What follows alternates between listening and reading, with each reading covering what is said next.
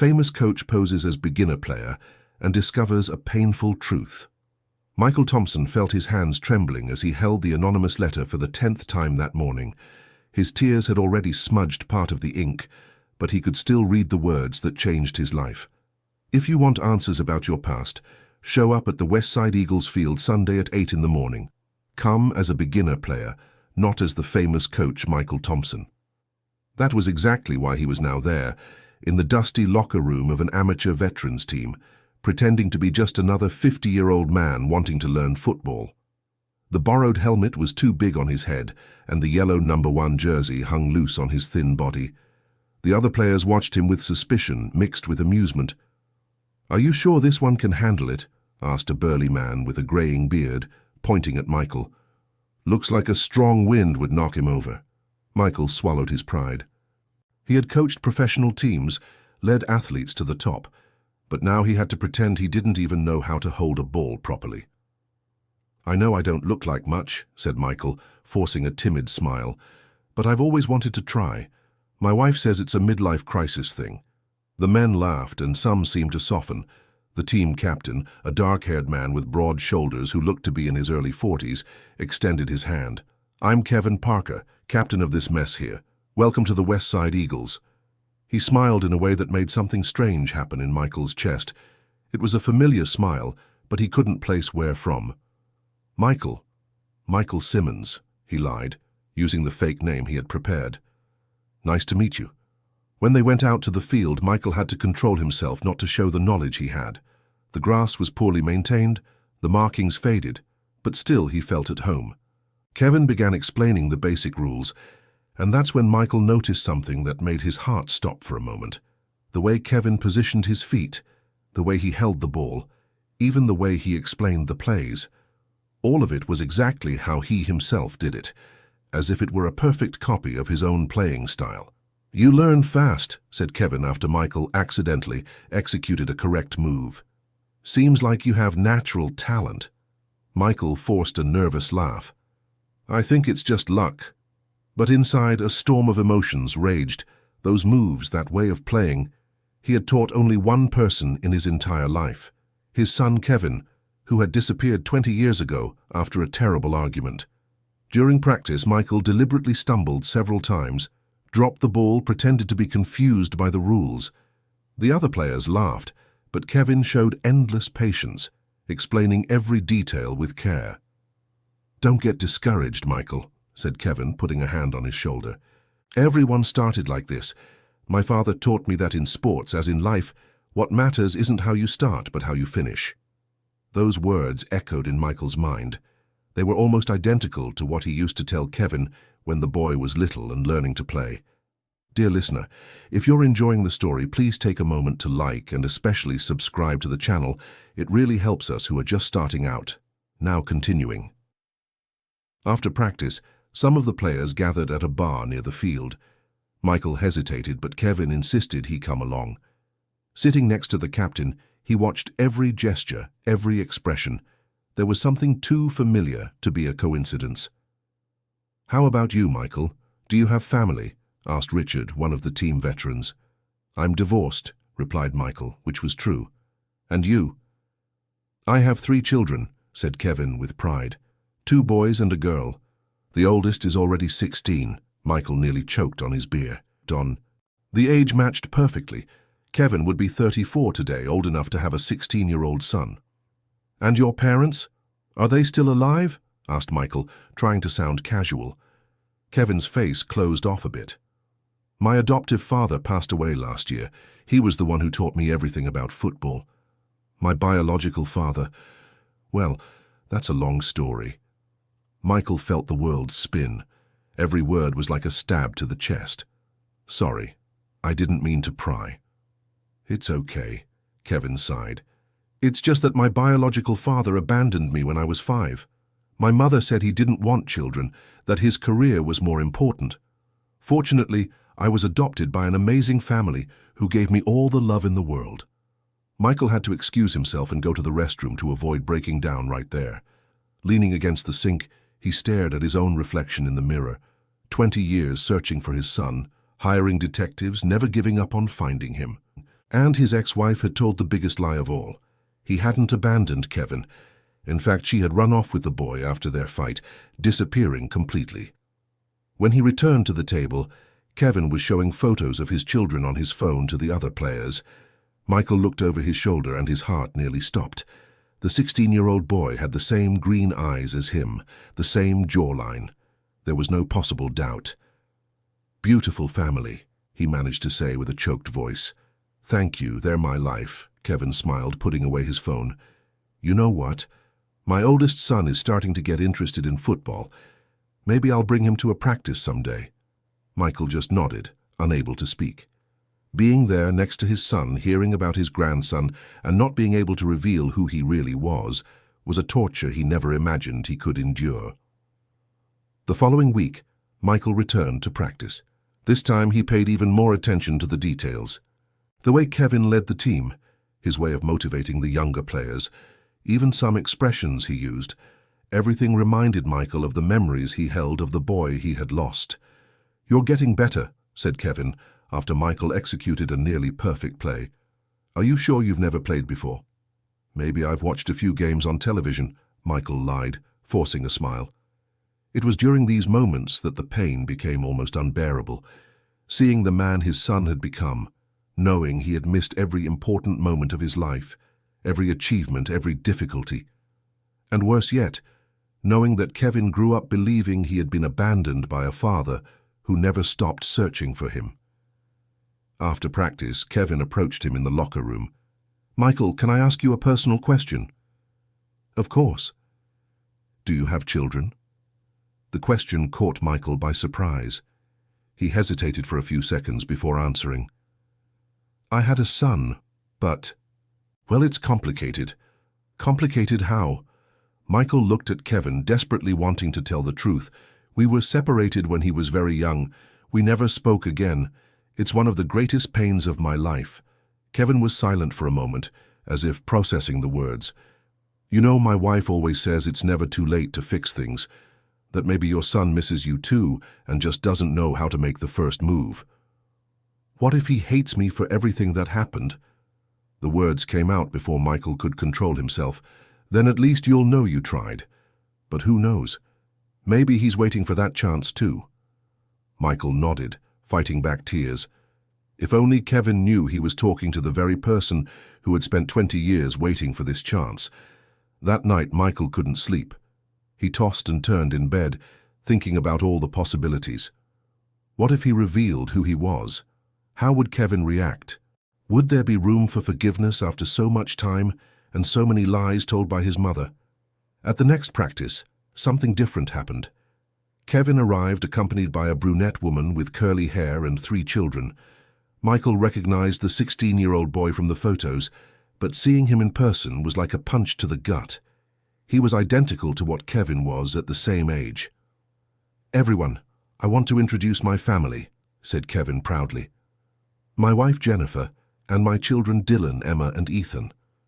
Michael greeted each of them, but when he shook Dylan's hand, he had to make an effort not to show emotion. It was like shaking hands with his 16-year-old self. "Dad talks about you all a lot," said Dylan politely. "Says you're the best veteran team in Los Angeles." "Your father is the best player," replied Michael, his voice coming out more emotional than he intended. During practice, Michael noticed he was being watched by Kevin's family. Jennifer especially seemed to be analyzing his every move. At one point she approached. "Michael, can I talk to you for a minute?" They stepped a little away from the group. "Sorry for the direct question, but you're not who you say you are you?" she asked quietly. Michael felt his blood run cold. What do you mean?" "My husband doesn't notice because he's focused on being kind to you. But I notice things. The way you move, how you understand the game, even while pretending you don't, and most of all, the way you look at him and my children." Michael didn't know what to say. Jennifer continued, "I don't know what your intentions are, but if you're here to hurt my family in any way, I won't allow it." "I didn't come to hurt anyone," Michael said sincerely. "I'm just looking for something I lost a long time ago." Jennifer studied him for a few more seconds before nodding. "All right, but know that I'll be keeping an eye on you. Dear listener, If you're enjoying the story, please take a moment to like and especially subscribe to the channel.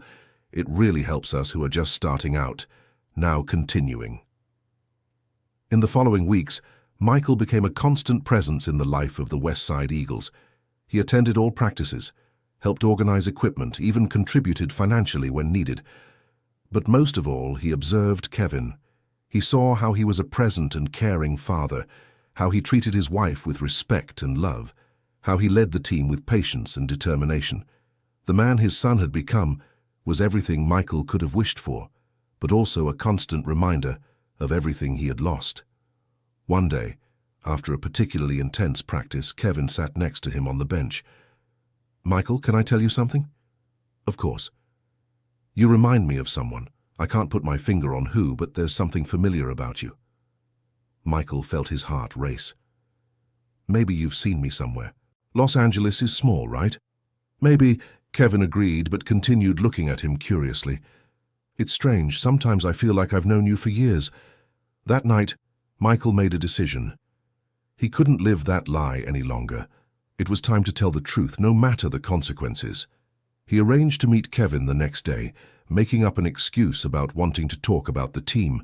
They met at a diner near the field. Kevin arrived promptly, as always, and sat across from Michael.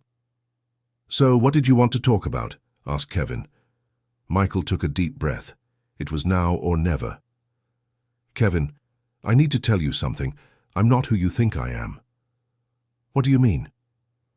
"My name isn't Michael Simmons. My name is Michael Thompson." Kevin Parker's eyes widened. "The coach? The famous guy who coached the United States national team?" "Exactly. But that's not the most important thing." Michael felt his hands trembling. "I came to your team because I received an anonymous letter saying I'd find answers about my past there." "What kind of answers?" Michael looked straight into Kevin's eyes, gathering all the courage he could muster. "Answers about my son, Kevin Thompson, who disappeared 20 years ago." Kevin's face instantly paled. He remained silent for long seconds before he could speak. "Kevin Thompson was my name before the adoption." Michael felt tears streaming down his face. "I know. You're my father." "I am." Kevin abruptly stood up from the table, clearly in shock.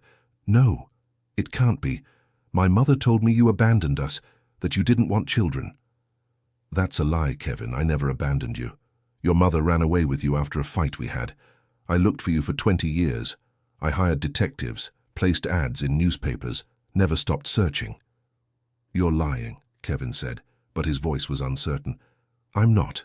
I have all the proof at home. Receipts from the detectives, copies of the ads, records of all the places I searched. I never gave up on finding you." Kevin sat back down, running his hands over his face. "Why now? After so long?" "Because I received an anonymous letter. Someone knew who I was and knew where you were, told me to come to your team pretending to be a beginner." "What letter? From whom?" Michael showed the crumpled letter he always carried in his pocket. Kevin read it with growing attention. "I didn't write this," he said finally, "but I recognize the handwriting." "Whose?" "My adoptive father's. He passed away last year, but before he left he gave me a box with documents, said there were things I needed to know when I was ready." Michael felt a mixture of relief and pain. Relief to know he wasn't going crazy, pain to know Kevin had grown up with another father. "And you opened the box?" "No. I was afraid of what I might find." "But now—" Kevin fell silent for a few minutes, clearly processing all that information. "You really looked for me for 20 years. Every single day. Not one day passed without me thinking of you. And why didn't you remarry? Didn't have other children?" Michael smiled sadly. "How could I? You were my priority. Every penny I earned, every free moment I had, everything was dedicated to finding you." Kevin began to cry silently. "I grew up hating you, thinking you didn't want me. And I grew up blaming myself for losing you, thinking that maybe if I'd been a better father, your mother wouldn't have run away." They stayed there, father and son, looking at each other across 20 years of pain and misunderstandings. "What do we do now?" Kevin finally asked. "I don't know," Michael admitted. I can't erase these 20 years. I can't recover everything we lost. But if you'll let me, I'd like to try to get to know the man my son has become. Kevin nodded slowly. It's going to be hard. I have a lot of built-up resentment. I know and I understand if you can't forgive me, but at least now you know the truth. I need to talk to my wife, with my children. They don't know anything about this. Of course. And whenever you want, you can come to my house to see all the documents, all the proof that I never stopped looking for you. Kevin stood up, still visibly shaken. I need some time to process all this. I understand, and Carlos, you can call me Kevin, it's my real name anyway. Michael smiled through his tears. Kevin, I want you to know that I'm very proud of the man you've become. Even without me, you became everything I could have dreamed of for a son.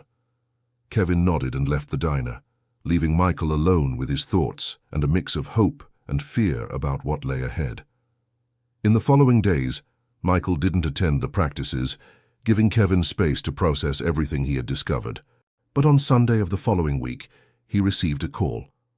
Michael, it's Kevin. Hi, son. Would you be able to come for dinner tonight? Jennifer wants to get to know you properly, and the kids want to know who the grandfather they never met is. Michael couldn't speak for a few seconds, too emotional to form words. Of course. What time? 7 o'clock. And Michael? Yes? Bring those documents. I want to see everything. When Michael arrived at Kevin's house, he was met with a mix of curiosity and caution. Jennifer was polite but reserved, the children shy but interested. Dylan, the oldest, was the one who most resembled Michael physically. During dinner, Michael showed all the documents he had gathered over the years. Receipts from private investigators, copies of newspaper ads, records of searches in orphanages and hospitals. The pile of papers was impressive, tangible proof of 2 decades of relentless searching. You really never stopped looking, said Jennifer, clearly impressed. Never, not for a single day. Kevin pulled a dusty box from under the table. This is the box my adoptive father left me. I'm going to open it now, with all of you here. Inside the box were letters, documents, and a sealed letter with Kevin's name on the front. He opened it with trembling hands and read silently, his expressions changing with each line. What does it say? Asked Jennifer. Kevin wiped the tears from his eyes before reading aloud. My dear Kevin, if you are reading this letter, it is because I have passed on, and you are finally ready to know the truth. Your mother made me swear never to tell, but I cannot depart carrying this secret. Your biological father, Michael Thompson, never abandoned you. Your mother lied to both of us. She was afraid he would take you from her because of his fame and money. So she ran away and asked for my help. I helped her because I believed her version, but over the years I discovered the truth. Michael searched for you tirelessly. He hired detectives, gave interviews, never married again. I wrote several letters to him over the years, but I never had the courage to send them. They are all here in the box. Forgive an old man for taking part in this lie. I loved you like a son, but I know you deserve to know your real father. He is a good man who never stopped loving you. The silence that followed was broken by Kevin's sobs. Michael approached cautiously, and for the first time in 20 years, hugged his son. I'm sorry, said Kevin through tears. I'm sorry I doubted you. You had no way of knowing, replied Michael, also crying. The important thing is that we now know the truth. Jennifer approached and placed her hand on both men's shoulders. You have a lot of lost time to make up for. In the weeks that followed, Michael became a constant presence in Kevin and his family's life. They started slowly, with Sunday dinners and going to the Westside Eagles practices. But gradually the relationship deepened. Michael learned every detail of the life Kevin had built. He learned about his struggles to graduate in physical education, how he met Jennifer, the births of the children, the challenges and triumphs over the years. Each story was a mix of pride and pain. Pride for the man Kevin had become, pain for not having been present. In return, Michael told about his life too. How his coaching career had just been a way to keep himself busy while he searched for his son. How every victory felt empty, without having Kevin there to share it. how I had kept the boy's room exactly as it was on the day he disappeared. "You kept my room?" asked Kevin, incredulous. "For 20 years, every toy, every piece of clothing, every drawing you made was there. I cleaned it all once a week, waiting for the day you'd return." Dear listener, if you're enjoying the story, please take a moment to like and especially subscribe to the channel. It really helps us who are just starting out. Now, continuing. The integration wasn't easy. There were moments of tension, especially when Kevin remembered the difficult teenage years when he needed a father most, or when Michael realized everything he had missed. His grandchildren's first steps, graduations, weddings he hadn't witnessed. But there were also moments of pure joy, when Dylan called Michael Grandpa for the first time, when Emma asked him to tell stories about football, when Ethan, the youngest, simply jumped into his lap as if he had always been there. The most emotional moment happened 3 months after the truth was revealed. It was a Sunday after the Westside Eagles practice, and the team had won an important game against another group of veterans. "Everyone," said Kevin, gathering the whole team, "I want to make an official announcement. This isn't Michael Simmons, the football beginner. This is Michael Thompson, my father, and one of the best coaches in the United States." The players were stunned. Richard was the first to speak. "Wait, the famous Michael Thompson has been playing with us all this time?"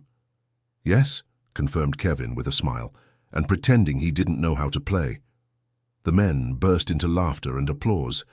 Everyone wanted to hear the full story, to understand how it had happened. "So that's why you learned so fast," said one of the players. "You already knew everything."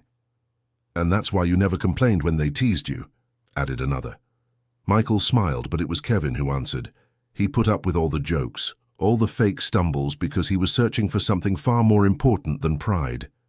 He was searching for the son he never stopped loving. That night, during the celebration barbecue, Michael finally felt complete. He was surrounded by the family he had searched for so long, on a team that had accepted him not for who he was, but for who he pretended to be. "Dad," said Kevin, approaching him, "can I ask you something?" "Of course, son. Will you accept being the official coach of the Westside Eagles? The guys are crazy to learn from a professional." Michael looked around, seeing all those ordinary men who had become his second family. "I accept, but on one condition." "What?" "You remain the captain. I just want to help you all become even better." Kevin smiled and hugged his father. "Deal." In the following months, the Westside Eagles transformed under Michael's guidance, not just in terms of technical skill, but especially in team spirit. Seeing father and son working together inspired every player. Jennifer approached him one day after practice. "Michael, I need to apologize to you." "Why?" "For being suspicious of you at first, for thinking you might hurt my family. You were protecting your family. I can't blame you for that. It's just that now I see how happy Kevin is, happier than I've ever seen him. He always had a void, you know? Even with all the love from his adoptive family, something was missing. Now he's complete." Michael smiled, feeling his heart warm. "I'm also complete, for the first time in 20 years. Life took on a new and special rhythm. Michael sold his big empty house and bought a smaller one, closer to Kevin and the family. He started participating in everything: his grandchildren's football games, school recitals, Sunday dinners. Dylan, the oldest grandson, developed a special passion for American football and began training with his grandfather every weekend. Emma discovered that Michael also knew how to play the guitar and asked him to teach her. Ethan, the youngest, simply enjoyed sitting on his grandfather's lap listening to stories. "Grandpa," Dylan asked one day, "why did you never give up looking for my dad?" Michael thought for a moment before answering. "Because when you truly love someone, no matter how much time passes, no matter how many difficulties arise, love doesn't give up, and a father never gives up on his son, even when he doesn't know if the son wants to be found. Even then, because deep in my heart, I knew that one day we would meet again." 1 year after the reunion, the Westside Eagles were invited to participate in a state veterans tournament.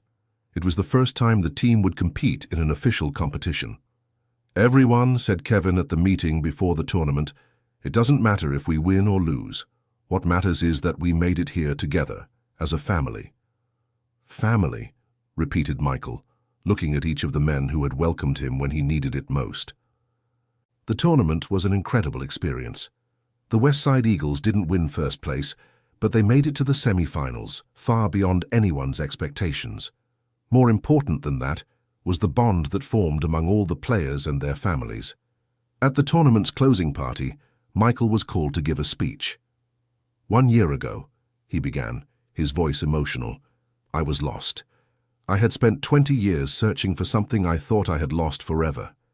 I ended up with the West Side Eagles pretending to be someone I wasn't, looking for answers." He looked at Kevin, who was smiling with tears in his eyes. "What I found was much more than I expected. Not only did I reunite with my son, but I gained an entire family. Each of you taught me something different. Richard taught me that age is just a number. Harold showed me that it's possible to start over at 60. George proved to me that patience can move mountains." The players applauded, visibly moved. "But most of all, my son Kevin taught me that sometimes, to find what we're looking for, we need to stop pretending to be who we're not and start being who we truly are." Kevin stood up and hugged his father, to the applause of the entire party. "I also learned something important," said Kevin, taking the microphone. "I learned that it's never too late to forgive. That true love survives any distance, any time, any lie. And that sometimes the best things in life come when we least expect them." He looked at his family, his teammates, his father. "I learned that family isn't just about blood. It's about choosing to be present, about fighting for what matters, about never giving up on the people we love." That night on the way home, Michael reflected on everything that had happened. The anonymous letter that changed his life had been written by a man who wanted to fix a mistake from the past. Kevin's adoptive father, even after passing away, had found a way to bring father and son together. "Dad," said Kevin, who was driving, "can I ask you something?" "Of course." "Do you regret anything?" Michael thought for a moment. "I regret not searching sooner, for believing that your mother might have been right and that maybe you were better off without me. I regret wasting so much time. And I regret spending so much time being angry," said Kevin. "But you know what amazes me the most about this whole story?" "What?" "That you never lost hope. 20 years, Dad. 20 years of searching with no guarantee you'd find me. That's true love." Michael smiled, looking out the window at the city that had separated and then reunited him with his son. True love always finds a way. 2 years after the reunion, Michael and Kevin decided to open a football school for underprivileged youth. They wanted to provide opportunities for children who, like Kevin, needed father figures in their lives. The school, named Second Chance, became a success in the community. Michael used all his professional experience to train the young players, while Kevin handled the administrative side and provided emotional support to the boys. "You know what I'm most proud of in this project?" Michael asked Kevin one day, watching the children practice. "What?" "That we're doing something together that neither of us could do alone. We're turning our pain into hope for others." Kevin smiled, watching his own son Dylan helping the younger children with their equipment. "And we're teaching these boys that family is about being present, not about being perfect." The school grew and gained recognition. Michael began appearing in the media again, but now always accompanied by his son. In every interview, they told the story of their reunion, inspiring other families not to give up on each other. "Many people asked me if it was worth waiting 20 years, Michael said in a televised interview. "And I always say yes, because the Kevin I found is a much better man than the boy I lost. And I also became a better father during these 20 years of searching." "And for you, Kevin?" asked the interviewer. "For me, the most important lesson was learning that sometimes the people we love the most are the ones who take the longest to find their way back to us. But when they do, when they finally arrive, everything makes sense." He looked at his father. "My father never gave up on me, even when I didn't know I needed to be found. That taught me to never give up on the people I love, even when it seems impossible." End of story. Now tell us what you thought of this touching story of reunion and forgiveness. Do you believe a father's love can truly overcome 20 years of separation? Leave your sincere opinion in the comments and share if you've also experienced a family reunion situation. Your story may inspire others. Don't forget to like and subscribe to the channel so you don't miss other heartwarming stories like this one.